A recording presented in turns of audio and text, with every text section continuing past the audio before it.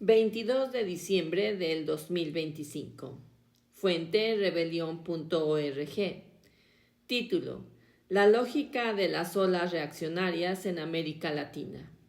Parte 2. Pluma: Jorge Mahfoud. Luego del suicidio de la Unión Soviética, los lobbies de Washington comenzaron a buscar un nuevo enemigo de forma desesperada.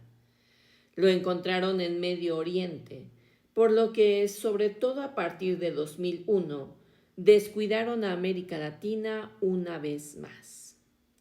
Ese año también coincide con la catástrofe neoliberal impuesta por el Consenso de Washington, la que dejó a casi todos los países quebrados, endeudados y con niños en las calles hurgando basura.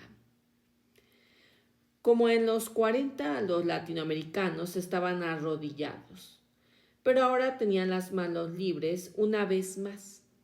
Comenzaron a ocuparse de sus problemas reales sin la masiva propaganda de la CIA y sin el acoso militar de Washington.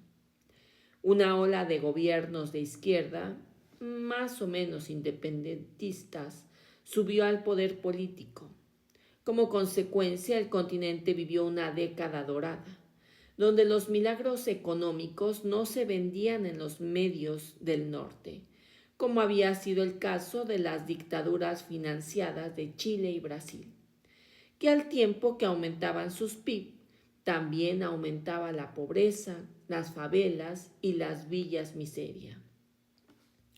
De 2000 a 2012, varios países como Argentina y Brasil pagaron casi todas las deudas creadas y nacionalizadas por las dictaduras militares o por las democracias bananeras, algo que por entonces se consideraba un imposible.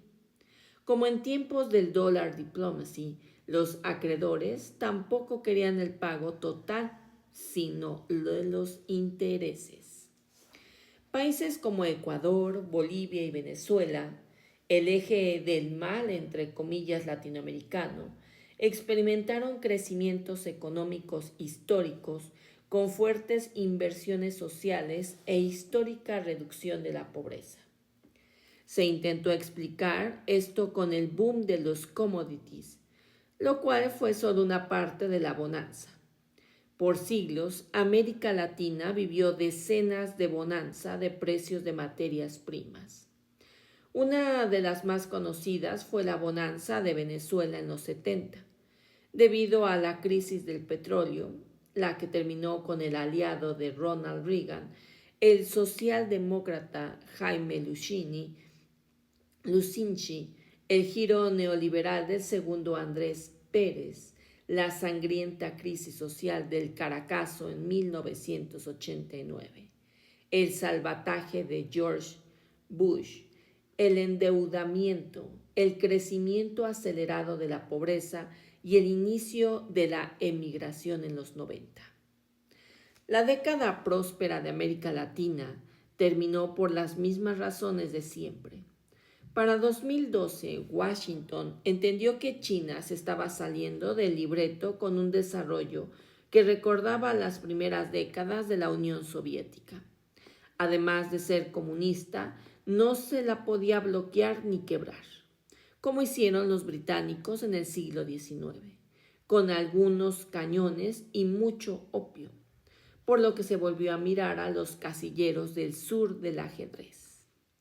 Desde entonces, no solo los bloqueos económicos, financieros a países como Venezuela se volvieron brutales, sino que se radicalizó las viejas prácticas de la CIA y sus fundaciones satélites para hackear la opinión pública una vez más.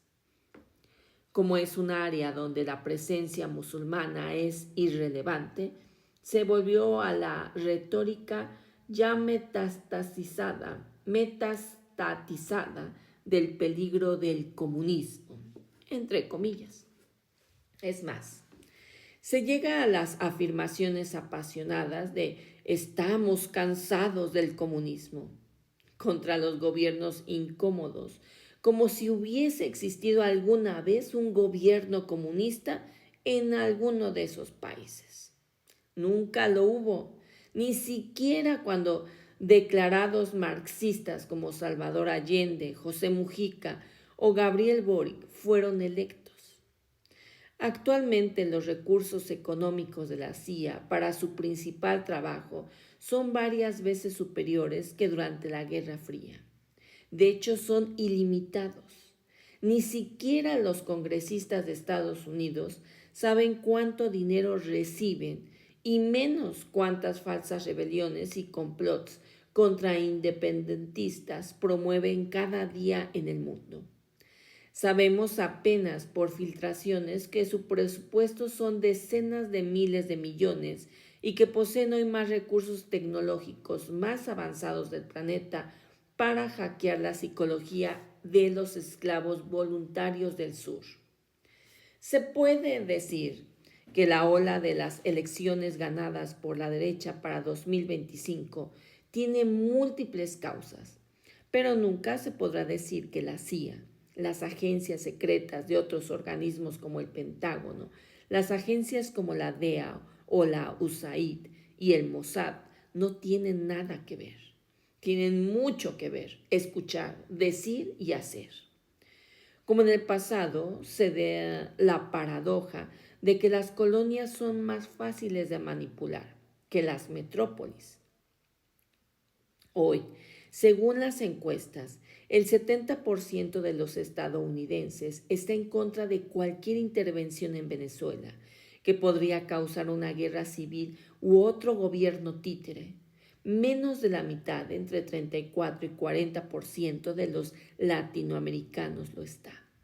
Así piensan y así votan por candidatos admiradores de Hitler y de Pinochet y de Margaret Thatcher. No solo porque los títeres neofascistas y supremacistas en los gobiernos tienen ojos azules, supongo, pero hay miradas que matan. Cada vez que Washington miró a América Latina, hubo una conmoción de extrema derecha. De hecho, en este momento te están mirando y escuchando, pero no te preocupes, no es nada personal y no te van a extorsionar con algún escándalo sexual, porque eso lo reservan a sus servidores más importantes y tú no eres importante para ellos.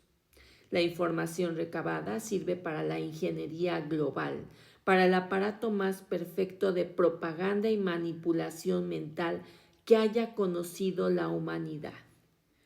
Eric Prince, fundador de Blackwater, lo dijo en Off Leash, sin capucha. Si tantos de estos países en el mundo son incapaces de gobernarse a sí mismos, es hora de que volvamos a ponernos el sombrero imperial para decir, vamos a gobernar esos países. Sí, hay que volver al colonialismo. ¿Alguien piensa que el grupo mercenario Blackwater, uno de los socio del verdadero poder político financiero, invierte solo en la bolsa de valores? Por nombrar solo a uno de la docena de otros psicópatas supremacistas en la punta de la pirámide, como Elon Musk, Larry Ellison, Larry Fink, los muchachos de Palantir y el resto de la secta que controla el tráfico financiero y acumula más riqueza del 90% de la población mundial. La estrategia es el acostumbramiento a la violencia, a la barbarie, al despojo, es decir, a la palestinización del mundo. Y entonces, bueno, al resto de la humanidad no nos quedan muchos recursos, pero lo que queda es claro: conciencia, unión y rebelión. Solo queda resistir como palestino. Fin de la nota.